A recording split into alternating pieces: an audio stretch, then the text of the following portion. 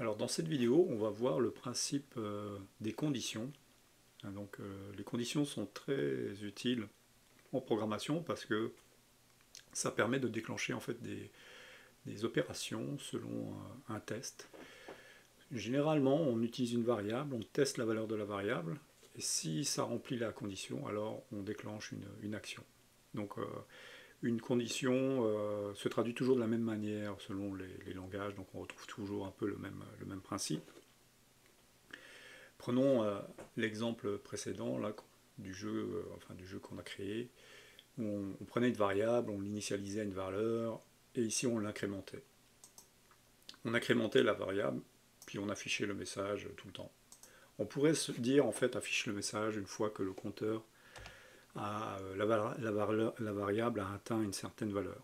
Donc en fait on pourrait mettre une condition, par exemple si la variable est supérieure à 100, alors on va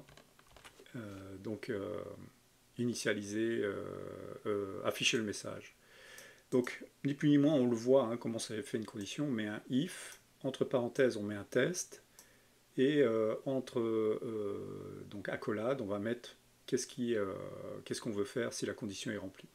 Donc en l'occurrence ici, quand le compteur va dépasser 100, on devrait afficher la console. Donc voilà, on le voit ici, ça commence à 101, donc voilà. Donc il ne nous a pas affiché avant. Donc si je voulais considérer le cas où la condition n'est pas remplie, alors je devrais rajouter un else. Else, ce sera alors, par exemple, on pourrait lui mettre compteur trop petit. Voilà, on peut mettre un autre message. Donc, il va nous afficher compteur trop petit tant qu'il n'a pas rempli la condition. Vous voyez, voilà, il nous a affiché le message compteur trop petit 99 fois. Et à 100, donc il affiche compteur, la valeur du compteur. Donc voilà, c'est ça, c'est bien utile les conditions, comme j'ai dit, on utilise un test ici. Le test doit répondre vrai ou faux. Donc si on veut savoir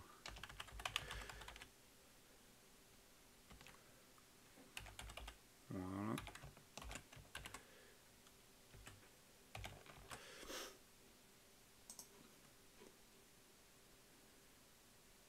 Vous voyez,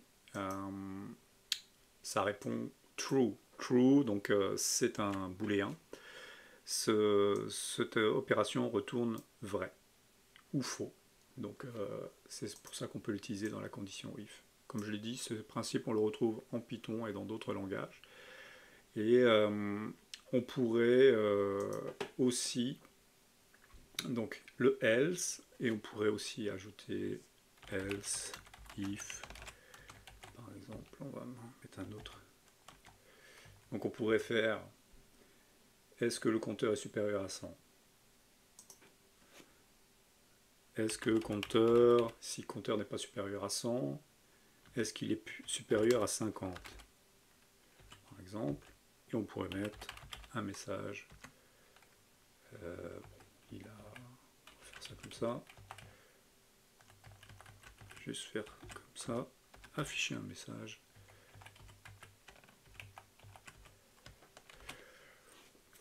Donc, j'ai un premier test. Si le premier test n'est pas rempli, il va vérifier le deuxième test. Si le deuxième test n'est pas rempli, il vérifie le else. Puis on peut en avoir plein comme ça. Si le premier test est rempli, ben, il ne va pas faire les autres. C'est comme ça que ça se passe. Vous voyez? Voilà. Au départ, il met compteur trop petit parce qu'on est en dessous de 50. Passé 50, il commence à compter compteur 50. Et passé 100, ben, il commence à écrire l'autre message. Donc on le voit, ça peut être très utile en programmation, puis on peut inventer autant de tests que l'on veut, et on peut combiner ce que l'on veut avec des fonctions et ou, donc on peut aller faire des tests de plusieurs variables. Voilà.